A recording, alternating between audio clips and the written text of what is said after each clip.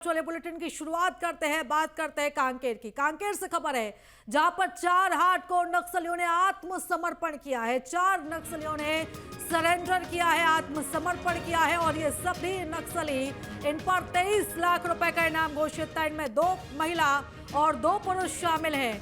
एक नक्सली महाराष्ट्र के गढ़चिरौली में सक्रिय था, कई नक्सली वारदातों में वो शामिल था और ये सभी नक्सली अब मुख्य धारा से जुड़ने के लिए तैयार है। 4 हार्डकोर नक्सलियों ने आत्मसमर्पण किया है और आज पुलिस के सामने हथियार डाले हैं।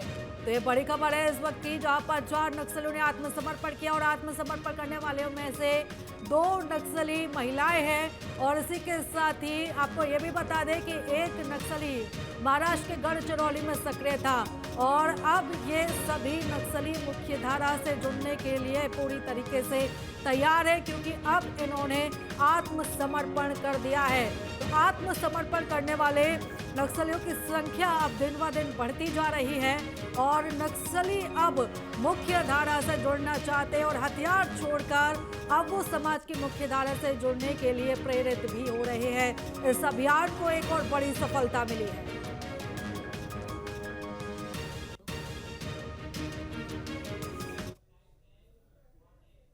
कांकेर पुलिस और बीएसएफ के समक्ष सरेंडर किए हैं और इनमें से 2 महिला हैं और 2 पुरुष शामिल हैं। कुल इनाम इन चारों के ऊपर 23 लाख है और इनमें से एक नक्सली जो आत्मसमर्पण कर रहे हैं वो महिला मदनवाड़ा घटना में जिसमें श्री चौबे जी शहीद हुए थे उस घटना में भी शामिल थी।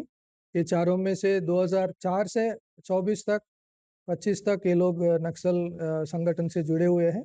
तो इनकी आत्मसमर्पण करना कांकेर जिले के लिए और बस्तर के लिए एक बहुत अच्छी उपलब्धि है और इनकी निर्णय जो आत्मसमर्पण करके मुख्यधारा में शामिल करने का निर्णय हम आह्वान करते हुए इनको आज प्रेस के समक्ष आपको पेश कर रहे हैं।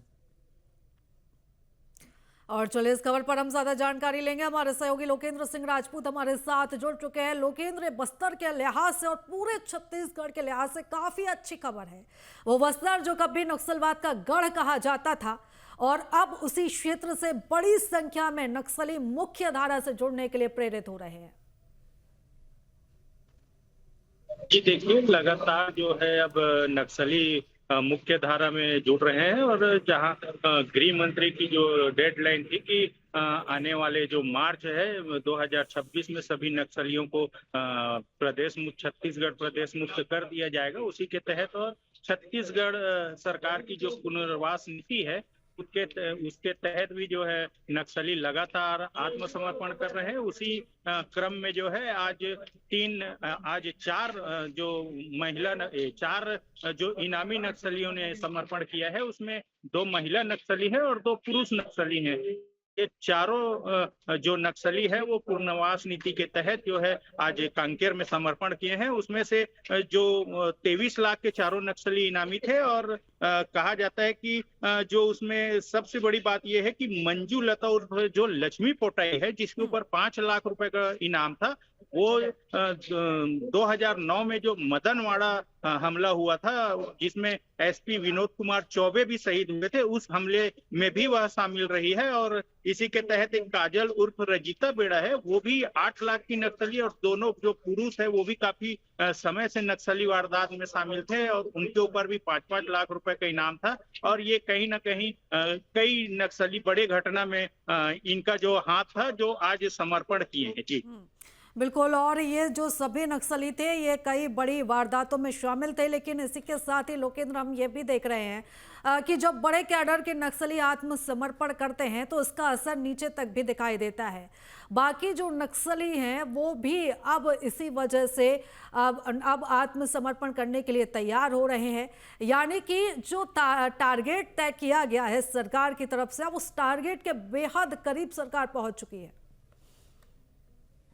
बिल्कुल, देखिए जैसे ही बड़े नक्सली ने बड़े सैकड़ों की तादाद में आत्मसमर्पण किए हैं, उसके बाद लगातार जो छोटे कैडर इधर उधर थे वो भी अब कहीं ना कहीं एक सुरक्षा बलों का दबाव भी एक माना जा सकता है। या तो समर्पण करो या फिर जान से हाथ धोना पड़ेगा, ऐसा जो है देश के गृह मंत्री ने अल्टीमेटम दिया था। और यहाँ के जो आईजी बस्तर आईजी उनके द्वारा भी अल्टीमेटम दिया गया है कि अगर आप हथियार छोड़ के मुख्य धारा में नहीं अगर लौटेंगे तो आपका जो हश्र है वो काफी बुरा होगा और आपको अंजाम भुगतने के लिए तैयार रहना पड़ेगा। इसी क्रम में एक डर भी माना जा सकता है और कहीं ना कहीं सरकार की जो नीति है उससे भी प्रभावित होकर नक्सली लगातार जो बैकफुट में आ गए हैं और कहीं ना कहीं नक्सली के बड़े लीडर लगभग समर्पण कर चुके हैं। बस कुछ छोटे नक्सली हैं, लेकिन आज के समर्पण से बताया जा रहा है कि एक जो कंपनी है जहां 20 की सदस्य रहती थी वो टीम पूरी तरह से खत्म हो गई है।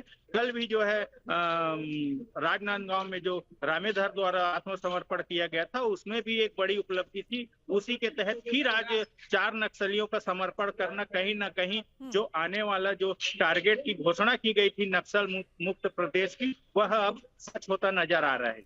बिल्कुल लोकेंद्र, और लगातार आप इस पूरे मसले पर नजर बनाए रखिएगा, आपसे हम अपडेट्स लेते रहेंगे। फिलहाल आपका बहुत धन्यवाद तमाम जानकारी हमारे साथ साझा करने के लिए। आपके मोबाइल पर तुरंत आएगी ब्रेकिंग न्यूज, स्क्रीन पर सबसे पहले दिखेगी बड़ी खबर, देश दुनिया की हर खबर एक जगह। अब आपके मोबाइल पर तुरंत फटाफट इंस्टॉल कीजिए न्यूज नेशन ऐप और रखिए खुद को अपडेट।